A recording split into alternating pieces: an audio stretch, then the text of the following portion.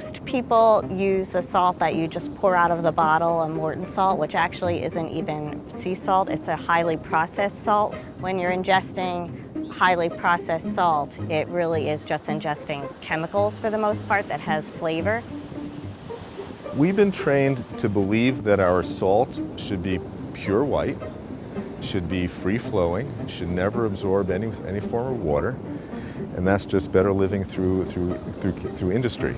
It's not what salt wants to do. Salt wants to react with water. It wants to form crystals. It wants to clump. It wants to have a lot of fun in the world, and we don't let it do that. People are missing out on the texture that salt can have, on the fullness, on the boldness that salt can have, just the nuances. Salt can and should be a full repertoire of hundreds of different flavors, not just a very, very thin metallic tasting substance that most of us have gotten used to having.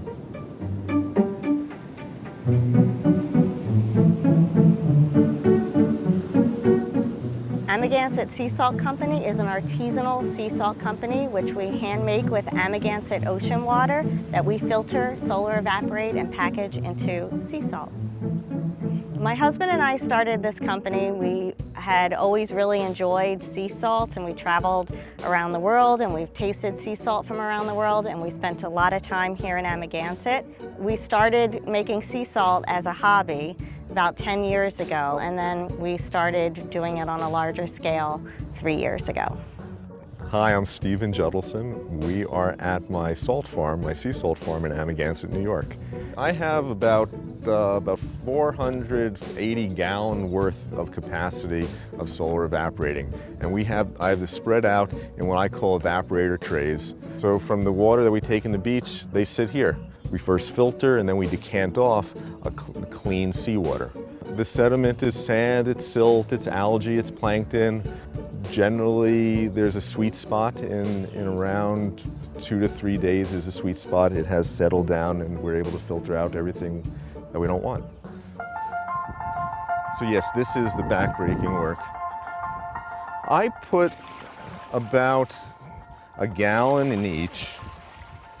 The evaporation is a function, or at least solar evaporation, is a function of temperature, surface area, and wind velocity.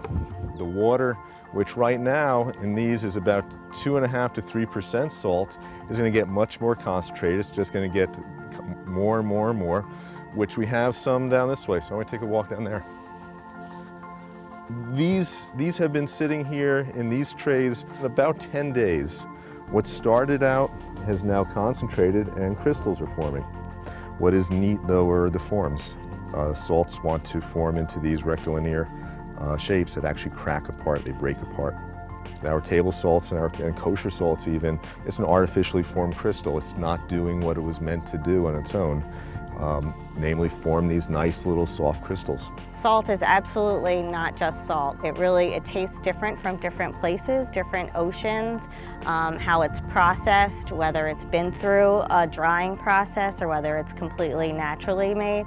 But it definitely tastes different. It also tastes different at different times of the year. What I have always looked for in a salt is something that has a sweet flavor that mellows out on the bite and also has a very nice crunch on your teeth. That's part of the flavor of sea salt to me.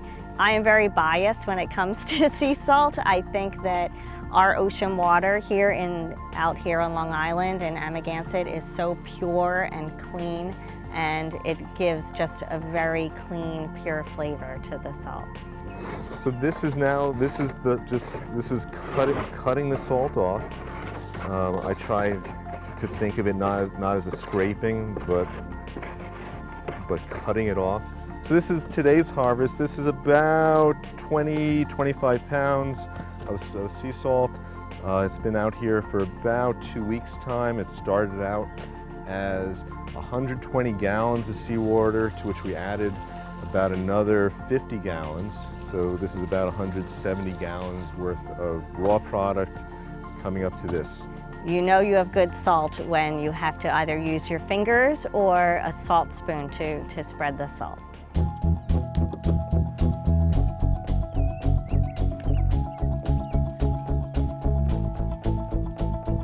Coming up with the flavor blends has been amazingly fun. We name our blends for different towns out here. This is our Far East End blend. It's our sea salt with nori, wakame, and toasted sesame seeds. This is our Bridgehampton blend, which is our sea salt with dill and fennel. The top two most popular blends would be in the summertime our Montauk blend, which is the lemon salt, and probably the East Hampton blend, which is our salt with herbe de Provence.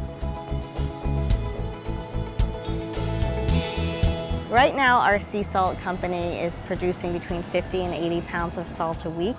We would really like to expand that a little bit more, but for us, we would really like to keep the by hand aesthetic as part of our salt making. We really feel it's important to the taste and the quality of our salt. We use our salts as a finishing salt, not as a salt that you would cook with. So at the end, if you sprinkle on a little bit of sea salt, specifically our sea salt, it really transforms the entire flavor of whatever it is that you're eating into something amazing with very little effort.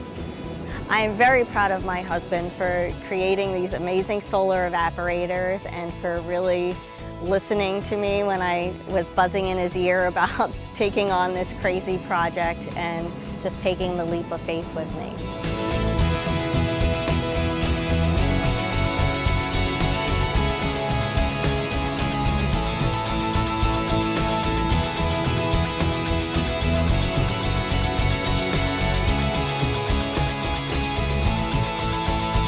If people use our salt correctly, it will last them a long time. For me, I'm a salt fanatic, so I go through a 1-ounce jar probably a week.